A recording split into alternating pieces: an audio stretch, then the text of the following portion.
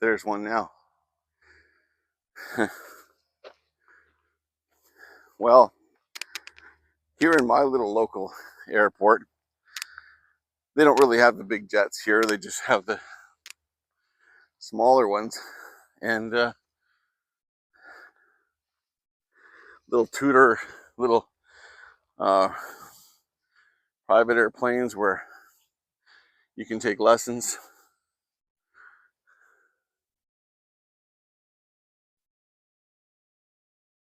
And I like to watch them because it brings me joy.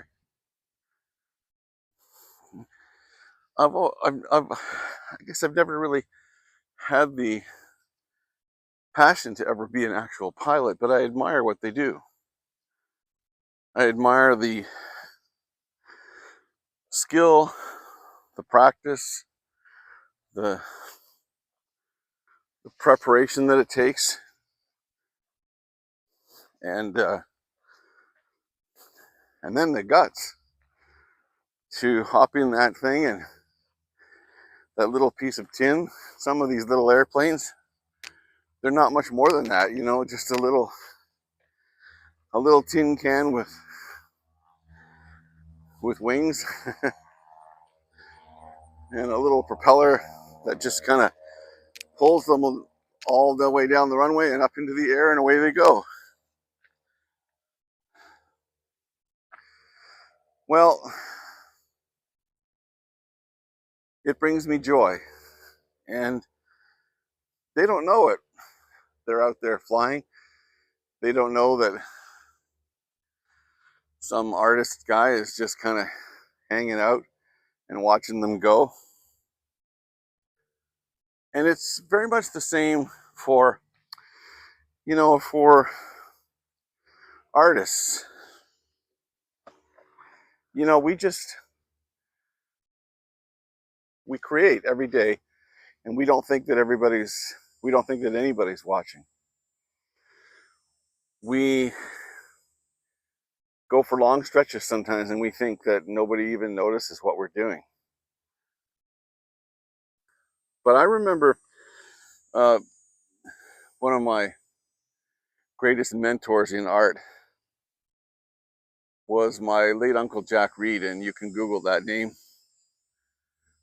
Reid, Canadian landscape watercolorist, and he was a master painter, and he went through all the phases of an artist's path, and I mean to say, the highs and the lows. Why, heck, he was in his 40s, early 40s, after a lifetime of painting before he started to gain momentum and recognition, and this is all before the internet. And he was always an inspiration to me because I could see that it was possible to make a living as an artist. And I mean that to say to you, not just for painters, but photographers, you know, uh, sculptors, whatever it is your craft, whatever it is your passion in art. To ignore the fact that, or to ignore that thought that nobody's watching, you know. I recall my Uncle Jack saying to me, one of the most important things that you could ever do in your practice as an artist, he would say,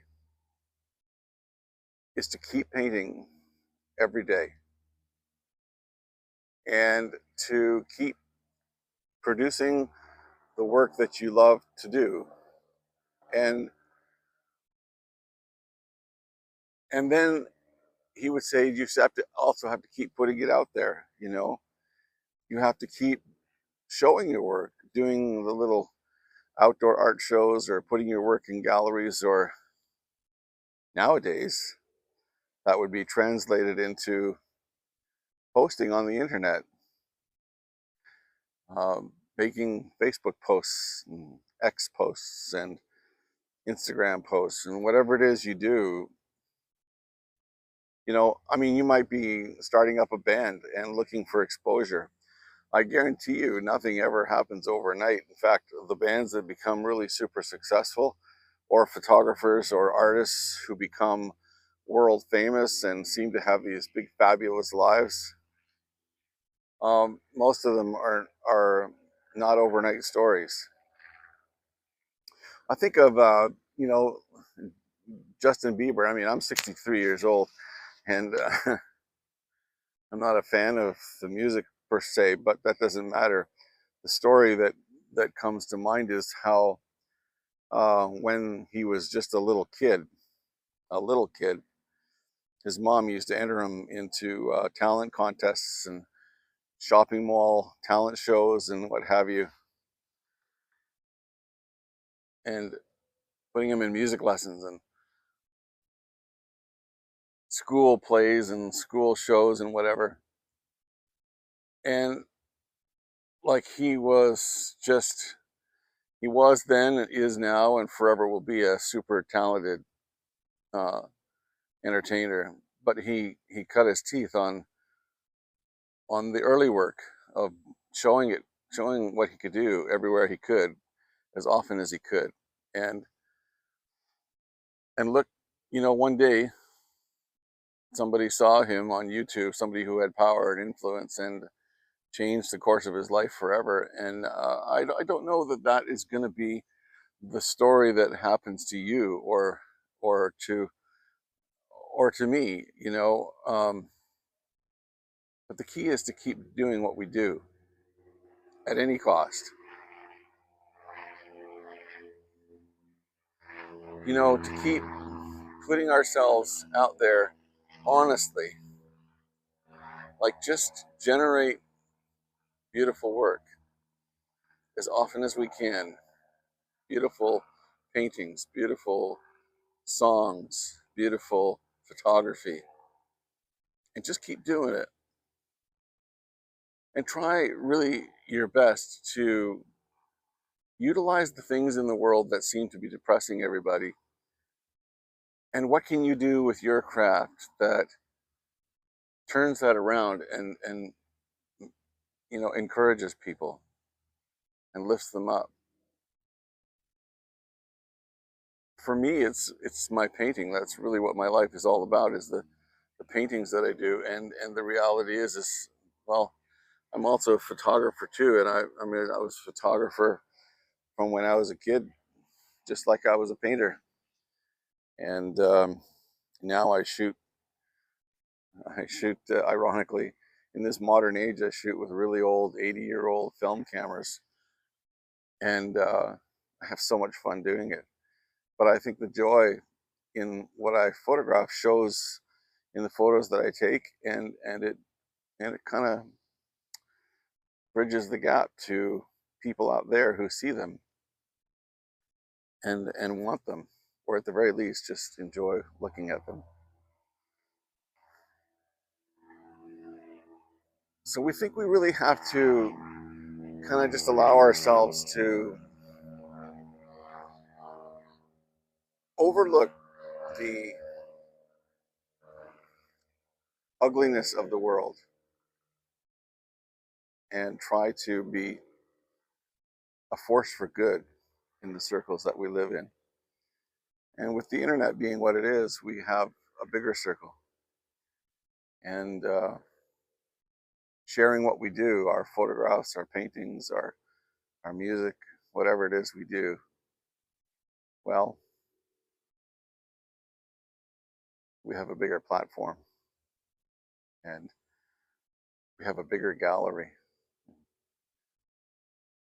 where we can be seen by a lot more people, and they won't see us if we don't do what we do. And so here we are.